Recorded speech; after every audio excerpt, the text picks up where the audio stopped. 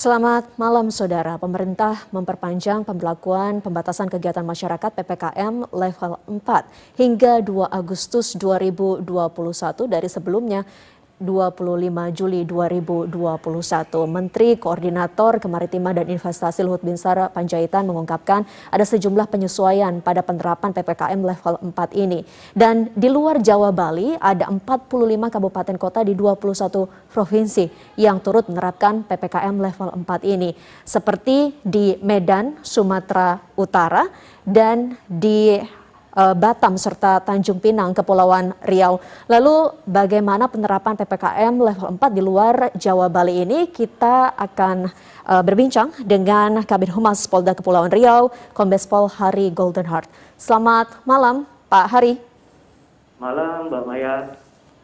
Baik, Pak Hari, untuk di Kepulauan Riau ini PPKM level 4 diberlakukan di Kota Batam dan juga di Tanjung Pinang. Lalu seperti apa pemberlakuan di dua tempat tersebut? Apakah ada penyekatan yang dilakukan oleh pihak kepolisian, Pak?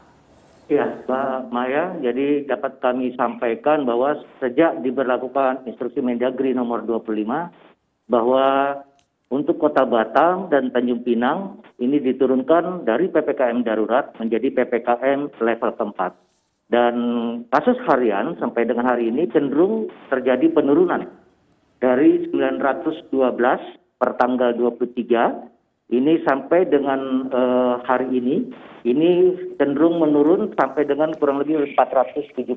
Kita bersyukur bahwa terjadi penurunan terhadap penyebaran COVID-19 yang ada di dua kota tersebut.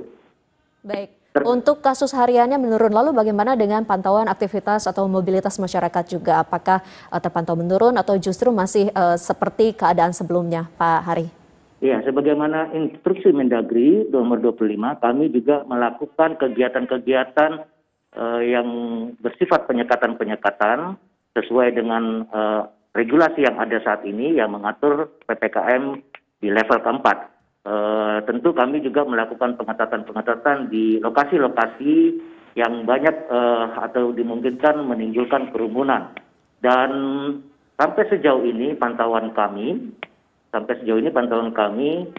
masyarakat di wilayah Kepulauan Riau ini sangat kooperatif. Ya. Kami memberikan apresiasi, mereka mendukung apapun kebijakan dari pemerintah dalam rangka menekan penyebaran COVID-19. Namun sejalan dengan itu juga, kami juga bersama unsur TNI melakukan kegiatan pembagian dan pendistribusian bantuan sosial pemerintah kepada masyarakat yang terdampak. Sudah hampir sebanyak 11.891 paket bantuan sosial pemerintah yang kita bagikan kepada masyarakat. Di samping itu pula, kami juga membagikan bantuan alat-alat kesehatan. Ini diberikan ataupun disumbangkan oleh sebagian elemen masyarakat di wilayah Kepulauan Riau ini yang mereka memang berempati terhadap tingkat penyebaran COVID-19 dan mereka memberikan bantuan ini dan meminta bantuan kepada TNI Polri untuk bisa dapat mendistribusikannya sampai ke masyarakat yang terdampak. Baik, Pak. Polda Kepulauan Riau terus bekerja tidak hanya tadi untuk bisa mengawal PPKM level 4 namun juga turut membantu masyarakat dalam hal ini penyaluran bantuan, tentu bekerja sama dengan pihak TNI. Lalu Pak Hari terkait dengan tadi pemantauan yang dilakukan di masyarakat, salah satu yang sulit begitu untuk bisa diatasi adalah kegiatan masyarakat yang berada di pasar-pasar tradisional. Sejauh ini seperti apa Pak pengawasan protokol kesehatan di tempat niaga? Ya, alhamdulillah Mbak Maya, untuk di wilayah Kepulauan Riau kami tidak memiliki kendala ataupun hambatan karena memang konsep penugasan yang dilakukan oleh personil kami sudah disampaikan oleh Bapak Kapolda bahwa kami melakukan kegiatan-kegiatan dalam rangka penegakan disiplin protokol kesehatan kemudian penegakan aturan-aturan yang ada di dalam regulasi instruksi Mendagri nomor 25, itu tidak serta-merta kami lakukan dengan cara-cara yang represif, namun kami melakukan kegiatan-kegiatan yang bersifat preemptif, preventif, dan dengan pola-pola yang sangat humanis. Kami juga Bapak Kapolda Kepri mendukung program pemerintah dalam rangka vaksinasi. Terbukti Provinsi Kepulauan Riau saat ini menduduki urutan dalam tingkat vaksinasi yang ada di seluruh Indonesia. Bapak Kapolda Kepri meluncurkan program nasi kapau, Mbak, yaitu vaksinasi menjangkau pulau-pulau. Karena kami sadar bahwa wilayah kami ini terdiri dari pulau-pulau, sehingga Bapak Kapolda Kepri bersama dengan unsur TNI, kemudian dari masyarakat lainnya mencoba untuk membuat sebuah konsep bagaimana kami bisa menjangkau masyarakat yang ada di pulau-pulau terluar untuk bisa didapatkan vaksinasi. Dari data yang ada bahwa hampir sudah 64% vaksinasi ini sudah diberikan kepada mereka-mereka yang berusia 18 tahun ke atas, dan sudah mencapai 34% untuk usia 12 sampai dengan 17 tahun. Baik, jadi dalam penegakan disiplin, pihak kepolisian tentunya mengutamakan pola-pola humanis dan selain juga memantau penegakan disiplin protokol kesehatan, tentunya pihak kepolisian juga turut menyukseskan program vaksinasi yang tengah digencarkan oleh pemerintah, khususnya di Kepulauan Riau. Pak Hari, kita akan kembali berbincang, namun kita harus jeda terlebih dahulu. Saudara, tetaplah bersama kami di Indonesia Bicara. Kami akan segera kembali.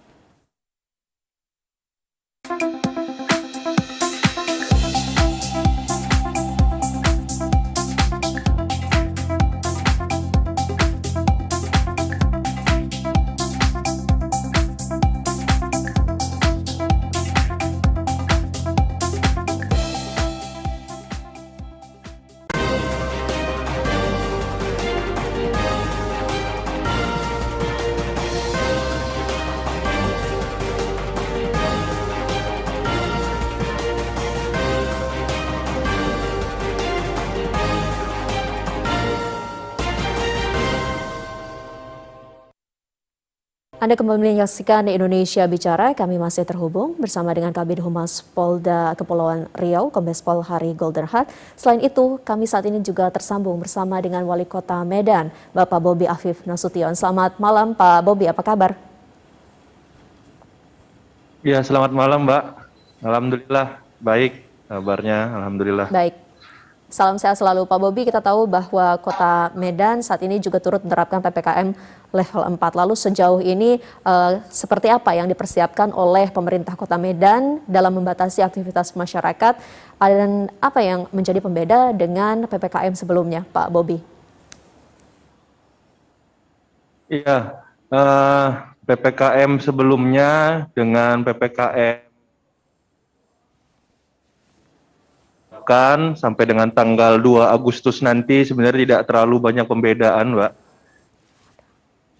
Beberapa titik di Kota Medan kita lakukan, ada beberapa penyekatan, ada kurang lebih ada 43 titik di Kota Medan, dan di pintu masuk Kota Medan yang kita lakukan penyekatan selama PPKM berlangsung. Namun sebelum PPKM darurat sebelumnya, sebelum PPKM level 4 ini ditetapkan di Kota Medan, kami sebenarnya pemerintah Kota Medan sudah mencoba melakukan pengetatan di pintu-pintu masuk Kota Medan. Sebelumnya ada di 5 titik pintu masuk Kota Medan, terkhusus yang arah ke Deli Serdang, karena Deli Serdang ini ada salah satu lokasi wisata yang biasanya weekend itu menjadi sangat padat. Masyarakat Kota Medan untuk beraktivitas weekend di sana, itu di titik-titik itu mulai dari bulan puasa kemarin sampai dengan hari ini masih kita lakukan pembatasan ataupun kita lakukan pengetatan. Namun hari ini kita tambah lagi menjadi 43 titik yang dilakukan penyekatan, dan juga pintu masuk Kota Medan melalui transportasi laut Karena kami memiliki pelabuhan, ini sudah dari kemarin juga kita lakukan pengetatan bagi seluruh masyarakat yang datang ke Kota Medan melalui transportasi laut. Ini yang selama ini juga selalu kami lakukan, namun di PPKM kali ini lebih intens lagi untuk kita menginformasikan ke masyarakat yang intinya sebenarnya yang kami pahami di sini, Mbak, bagaimana PPKM ini bisa baik berjalannya adalah untuk mengajak masyarakat mengikuti protokol kesehatan. Ini pesan yang selalu kami sampaikan. Bukan mau membatasi sana, membatasi sini, bukan mau mengurangi apa-apa, namun yang ingin kami sampaikan ini adalah kegiatan-kegiatan kita yang bahasanya kedepannya akan ada new normal. Inilah trainingnya. Ini training new normalnya. Kita sama-sama harus mematuhi protokol kesehatan. Ada 5M, salah satunya membatasi aktivitas yang tujuannya untuk menghindari adanya kerumunan. Ini intinya yang selalu kami edukasikan ke masyarakat agar bisa sama-sama memahami seluruh lapisan masyarakat. Benar-benar ujung-ujungnya ini adalah untuk mengikuti prokes. Itu, Mbak, yang kami lakukan sejauh ini. Baik, sosialisasi untuk taat prokes terus dilakukan, penyekatan juga dilakukan di 43 titik untuk bisa mengurangi mobilitas masyarakat. Namun bagaimana pengawasan khususnya mengawasi perusahaan non-esensial di masa PPKM darurat ini? Apakah juga ada sanksi yang diberlakukan jika kemudian ada perusahaan non-esensial yang melanggar PPKM? Pak Bobi. Ya, pada saat kita kemarin awal masuk dari lebih ada 16 kabupaten kota yang awal kemarin PPKM darurat di luar Pulau Jawa dan Bali, kami pertama sekali memberikan waktu 3 hari, Mbak, kemarin. Memberikan waktu 3 hari untuk kami mensosialisasikan dan menjabarkan apa itu esensial, apa itu kritikal, dan apa itu non-esensial. Setelah penjabaran itu bisa kami sosialisasikan, kami informasikan, dan kami berikan pemahaman yang esensial itu apa-apa saja, karena di Medan ini sebagai ibu kota Provinsi Sumatera Utara, jumlah perusahaan esensial itu sangat banyak, ada ribuan yang kami data, dan ini kami sosialisasikan ke satu persatu melalui surat-surat yang kami edarkan, dan surat-surat tersebut mewajibkan perusahaan-perusahaan itu boleh melakukan aktivitas usaha 50% dengan harus mengeluarkan surat, dan shift kerjanya ini dari 50% ini harus jelas. Kita juga sudah langsung mengecek ke lapangan dengan teman-teman Forkopimda yang tentunya sangat membantu kami pemerintah Kota Medan untuk bisa melaksanakan suksesnya PPKM darurat yang kemarin dan hari ini PPKM level 4. Ini yang kami lakukan sosialisasi 3 hari, habis itu ada kami lakukan sidak langsung di lapangan.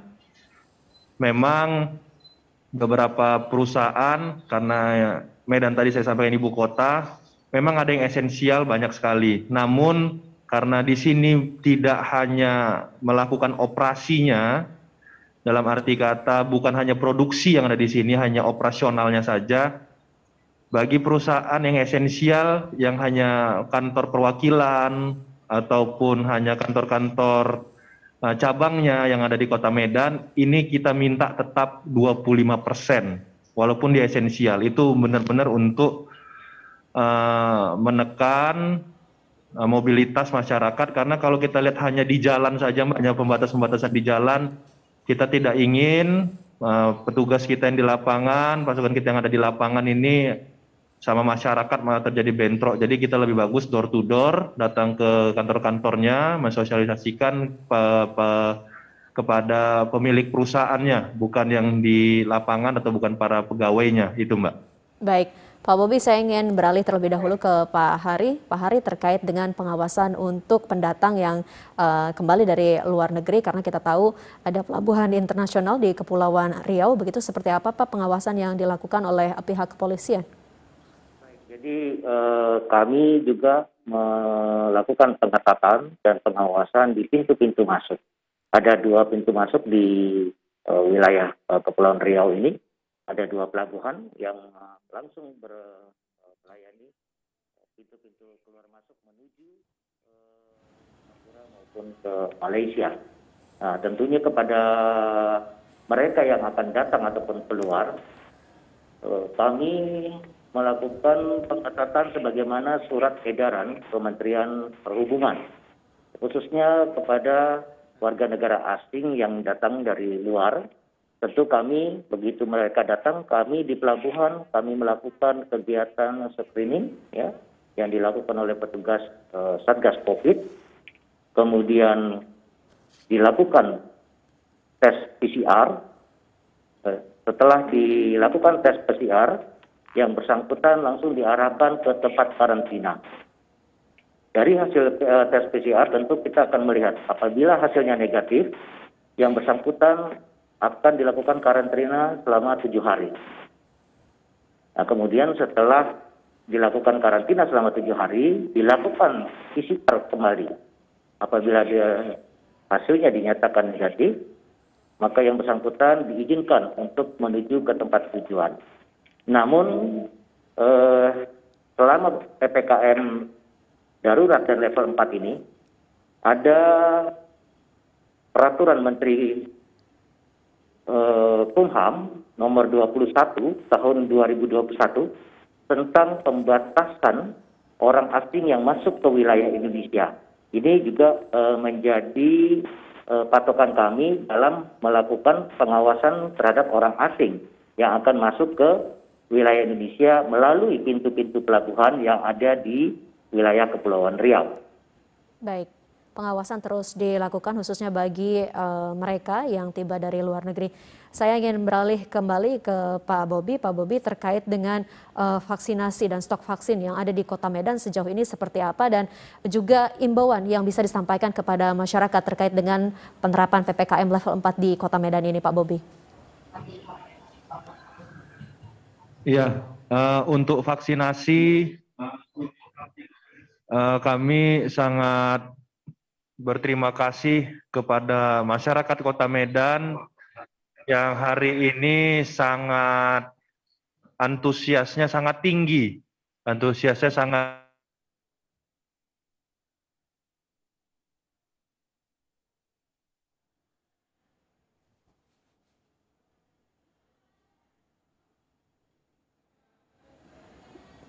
Namun kita ketahui hari ini vaksin yang ada di Kota Medan ini stoknya hari ini memang sangat terbatas sekali, Mbak. Kami Kota Medan menargetkan satu hari itu bisa vaksin, satu hari itu ada 10.000 dosis yang bisa kami suntikkan. Namun hari ini dosis yang kami miliki per hari ini hanya sekitar tinggal hanya 9.000.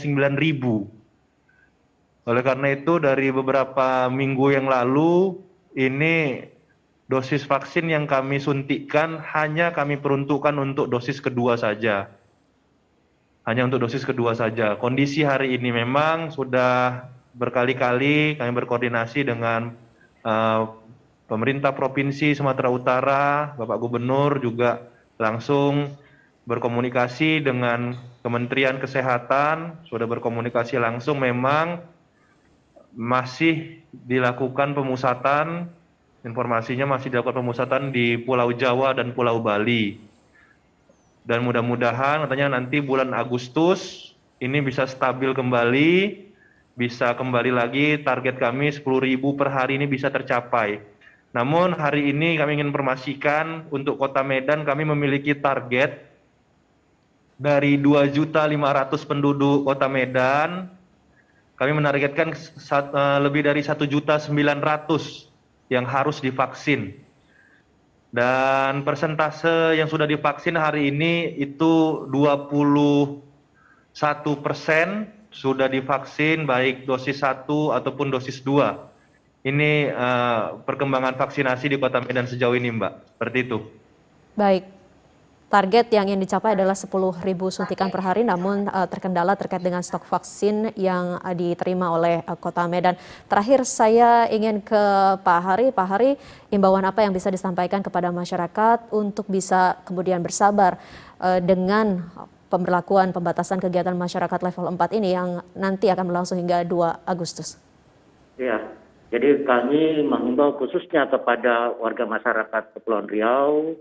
Bapak Kapolda Kepri menyampaikan apresiasi kepada seluruh warga masyarakat Kepulauan Riau atas kerjasamanya dalam rangka pelaksanaan kebijakan pemerintah, khususnya di wilayah Batam dan Tanjung Pinang terkait dengan PPKM level 4. Untuk itu, Bapak Kapolda Kepri menghimbau kepada seluruh warga masyarakat, mari kita sama-sama patuhi protokol kesehatan 5M.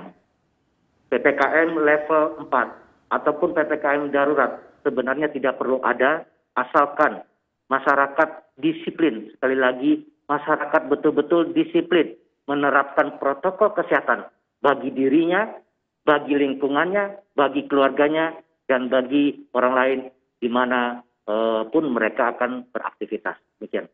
Baik, terima kasih Kabid Humas Polda Kepulauan Riau, Kombes Pol Hari Golden Heart, dan juga Wali Kota Medan, Bapak Bobi Afif Nasution telah bergabung bersama kami di Indonesia Bicara. Kita tentu berharap kasus COVID-19 di masing-masing daerah maupun Medan dan Kepulauan Riau bisa melandai. Selamat malam Bapak-Bapak, salam sehat selalu.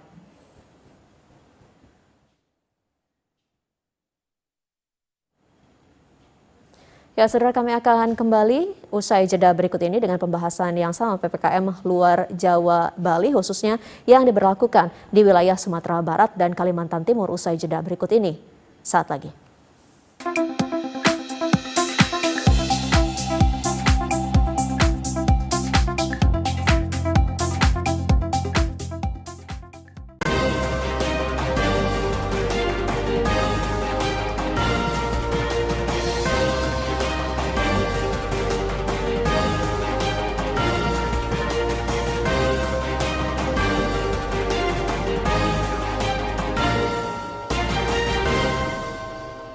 Anda kembali menyaksikan Indonesia Bicara. PPKM level 4 diberlakukan di Kota Padang, Sumatera Barat dan di sejumlah kabupaten kota di Provinsi Kalimantan Timur. Dan saudara, kami akan membahas bagaimana penerapan PPKM level 4 di 2 provinsi ini. Kami telah terhubung bersama dengan Bapak Haji Mahyaldi SP, Gubernur Sumatera Barat. Assalamualaikum Pak Mahyaldi. Waalaikumsalam warahmatullahi wabarakatuh, Mbak Maya. Kabar baik ya Pak? Alhamdulillah. Alhamdulillah. Baik, selanjutnya saya ingin menyapa Gubernur Kalimantan Timur, Bapak Isran Nur. Selamat malam. Assalamualaikum Pak Isran. Salam. Selamat malam. Selamat malam Pak. Baik, saya ingin ke Pak Mahyaldi terlebih dahulu. PPKM level 4 ini diberlakukan di Kota Padang untuk di Sumatera Barat. Lalu sejauh ini seperti apa pembatasan aktivitas masyarakat di sana? Apakah dilakukan juga penyekatan di Kota Padang, Pak? Ya, alhamdulillah kita ucapkan terima kasih atas bantuan dari seluruh pihak. Yang sebelumnya ada istilah PPKM darurat ya. Dan sekarang istilah PPKM level 4, dan yang sebelumnya ada 4 kota, dan sekarang ini alhamdulillah hanya di Padang, dan di Padang pun juga sekarang ini sudah cukup baik dengan meningkatnya tambahan tempat tidur di rumah sakit yang ada di Kota Padang. Dan perlu juga diketahui bahwasanya memang kota-kota yang termasuk PPKM tingkat 4 ataupun darurat sebelumnya, karena memang kota-kota ini yang punya rumah sakit yang paling banyak, Padang, Solo, Padang Panjang, Bukit Tinggi, dan yang dilayani oleh kota-kota ini adalah warga yang berasal di luar kota tersebut, bahkan juga luar provinsi juga kita layani. Jadi sehingga memang jumlah pasien dan hunian daripada rumah sakit memang cukup tinggi begitu. Baik, tempat perawatan di rumah sakit ditambahkan untuk bisa menangani pasien COVID-19. Lalu bagaimana dengan tempat isolasi ataupun karantina? Apakah juga turut ditambahkan untuk mengantisipasi adanya lonjakan kasus, Pak Mahyildi?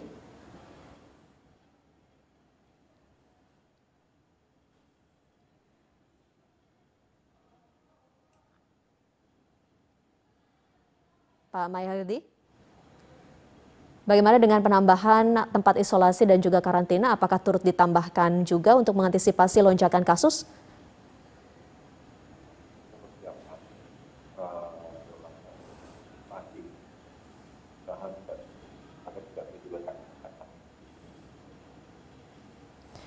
Baik, saudara, nampaknya sambungan kami tidak sempurna dengan Gubernur Sumatera Barat. Kita beralih ke Gubernur Kalimantan Timur, Pak Isran, terkait dengan PPKM level 4 di Kalimantan Timur. Ini diberlakukan kurang lebih di 8 kabupaten kota ya Pak, cukup banyak juga begitu untuk Kalimantan Timur. Lalu seperti apa penyekatan dan pembatasan aktivitas masyarakat diberlakukan di Kalimantan Timur, Pak? Ya, kata sesuai dengan ketentuan pusat bahwa PPKM level 4 yang dulunya disebut dengan PPKM darurat diperpanjang sampai dengan awal atau tanggal 2 Agustus ini. Nah, sesuai dengan ketentuan, sesuai dengan persyaratan, tentu pengetatan ini, cegatan dan sebagainya ya kita laksanakan. Hanya tidak semua, mohon maaf, tidak semua kabupaten kota yang menerapkan PPKM level 4. Jadi yang diterapkan itu hanya 3 kabupaten, 3 kota, 1 kabupaten, yaitu Kota Samarinda, Balikpapan, Bontang, dan Kabupaten Berau. Jadi pelaksanaan pengetatan, pencegatan tetap dilaksanakan. Bahkan ada sekitar 30 titik pencegatan, termasuk pencegatan di sekitar perbatasan dengan negara tetangga Malaysia di Mahakamulu. Baik, Pak Isran, pemerintah pusat tentu berupaya untuk bisa mempercepat penyaluran bantuan sosial di masa PPKM level 4 ini. Namun kita tahu bahwa angka kemiskinan terus bertambah, banyak yang tidak bisa beraktivitas sehingga tidak mendapatkan penghasilan. Lalu bagaimana pemerintah daerah di Kalimantan Timur ini bisa mengcover mereka yang belum terdaftar bantuan di pusat, Pak Isran? Ya, sekarang kami dalam kerja keras dalam mendata semua atau masyarakat-masyarakat yang belum terdaftar atau terdata yang akan mendapatkan bantuan sosial, yang sudah terdata di Kementerian Sosial, tentu tinggal menerapkan dan pelaksanaannya. Rencananya secara resmi besok hari Jumat, Kamis akan dilaksanakan penyerahan kepada ke kabupaten kota bantuan sosial tersebut. Baik, jadi pemerintah provinsi juga dan turut. Di samping itu juga, ya, di samping itu pemerintah provinsi baru saja melakukan rapat koordinasi untuk melakukan pergeseran atau refocusing anggaran untuk kepentingan penyantunan baik untuk keperluan masyarakat, bantuan kepada masyarakat maupun kepada fasilitas-fasilitas kesehatan. Misalnya dalam hal menyiapkan, mengkonversi ruang-ruang perawatan untuk isolasi terkait dengan COVID-19 ini. Kita sudah berhasil lebih kurang 30-40% mengkonversi ruangan untuk penyiapan perawatan COVID-19 di Kalimantan Timur. Baik. Kemudian juga dilakukan dengan kerjasama dengan pihak swasta dan BUMN dalam menanggulangi dampak oleh COVID-19 ini, yaitu para pengusaha melalui dana-dana CSR-nya, baik itu swasta maupun BUMN, bahkan para donatur-donatur pribadi pun ini indikasinya sangat bagus di Kalimantan Timur. Baik Pak Isran, mohon maaf saya potong. Jadi berbagai upaya terus dilakukan, salah satunya adalah tadi refocusing anggaran dilakukan oleh Pemprov Kalimantan Timur. Saudara, kami akan lanjutkan perbincangan ini usai jeda berikut ini. Tetaplah bersama kami di Indonesia Bicara.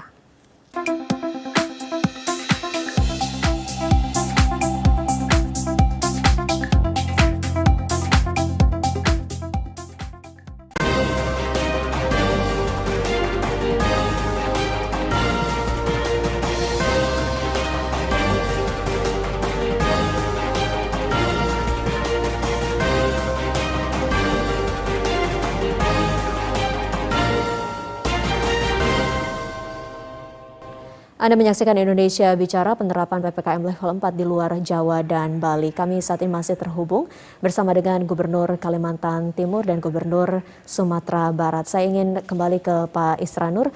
Pak Isran, terkait dengan kebutuhan masyarakat yang saat ini juga sangat diperlukan, khususnya bagi mereka pasien positif COVID-19, adalah obat terapi COVID-19. Seperti apa saat ini ketersediaannya di Kalimantan Timur, Pak?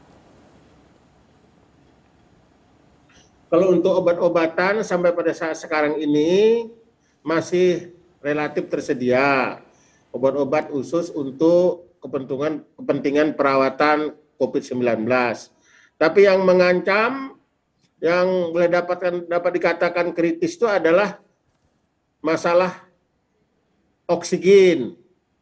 Nah, kita oksigen ini bisa dalam waktu seminggu ke depan ini bisa mendapatkan kekurangan, bisa mencapai sampai 20 ton kekurangan.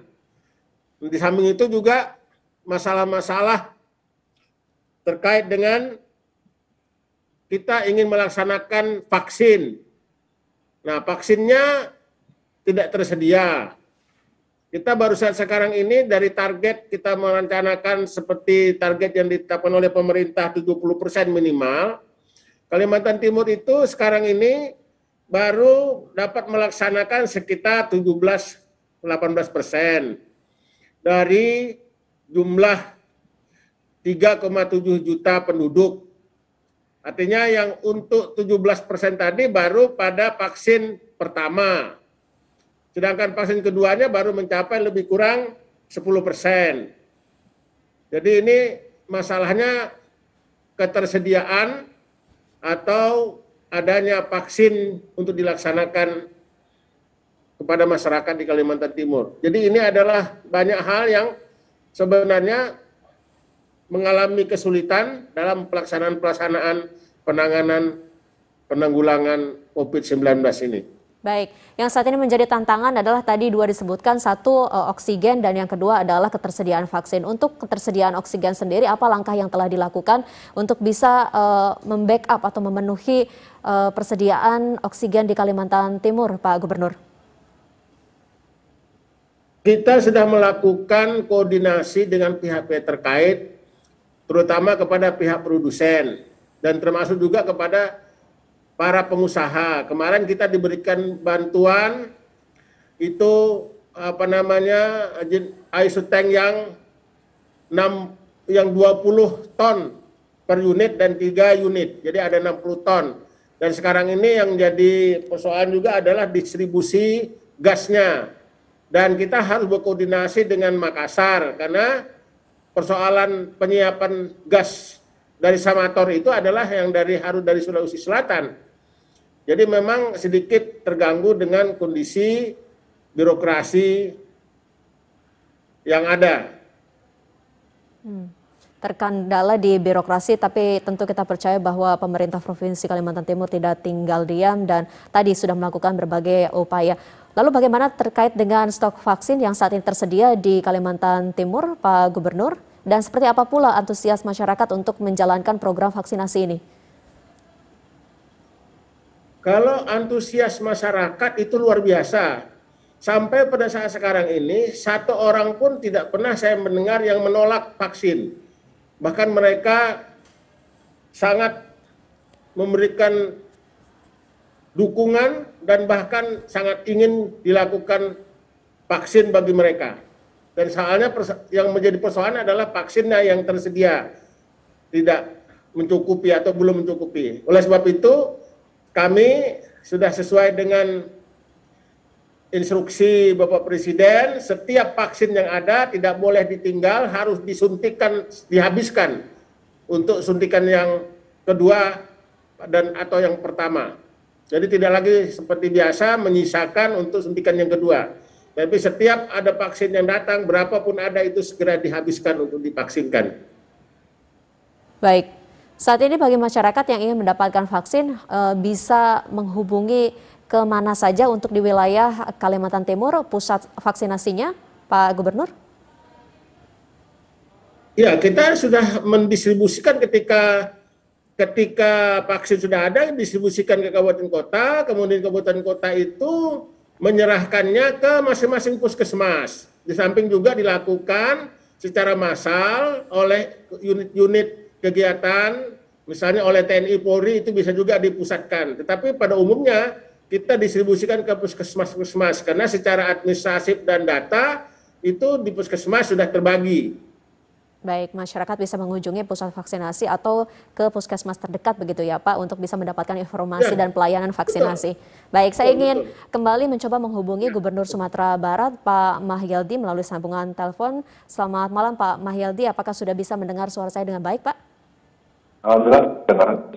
Baik. Pak Mahyildi, sejumlah pemerintah provinsi lain ini melakukan refocusing anggaran. Apakah ini juga dilakukan oleh pemerintah Provinsi Sumatera Barat? Salah satunya misalkan untuk kebutuhan penyaluran insentif bagi tenaga kesehatan yang bertugas di rumah sakit umum daerah, Pak.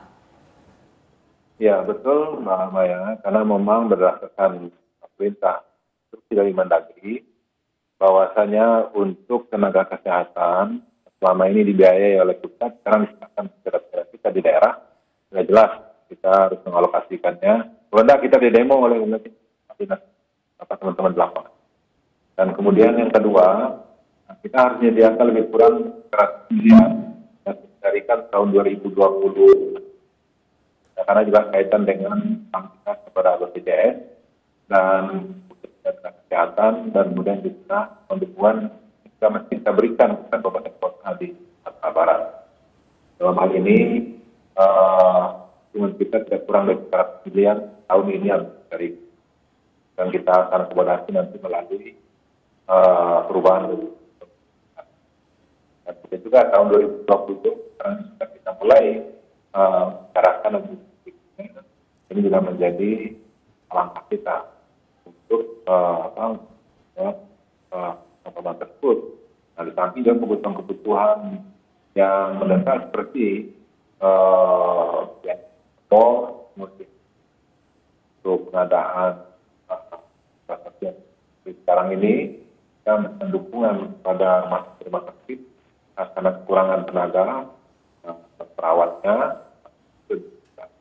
dari dana dan pusing sangat terlaku di Sumatera Barat. Baik, refocusing anggaran juga dilakukan oleh Pemprov Sumatera Barat untuk penanganan COVID-19. Lalu Pak Mahyildi terkait dengan ketersediaan obat dan juga oksigen seperti apa sejauh ini khususnya untuk di Kota Padang sendiri Pak?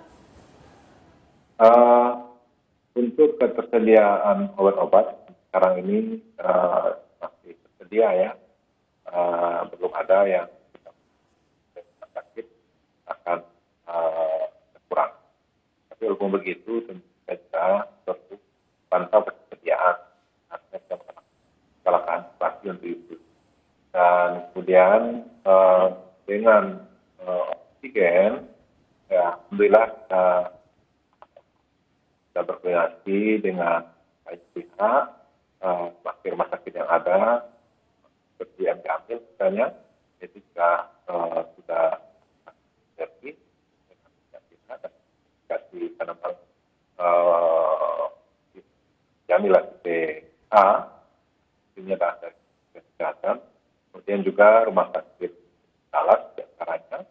Nah, sambil itu juga kita daerah membangun komunikasi seperti kita berkoordinasi dengan Gubernur Riau, kemudian Gubernur Sumatera Utara, Gubernur Sumatera Selatan, dan kami juga terima kasih kepada Pak Gubernur Riau, Gubernur Sumatera Utara, Gubernur Sumatera Selatan, dan alhamdulillah menemukan bantuan kepada untuk ketersediaan oksigen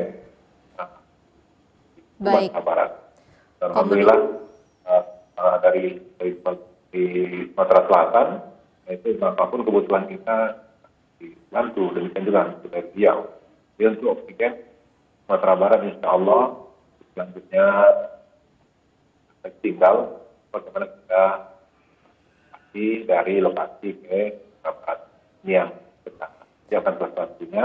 Baik. Insya Allah area ini juga akan kita koordinasikan dengan Sumsel dan kemudian juga Riau dan Sumatera Utara.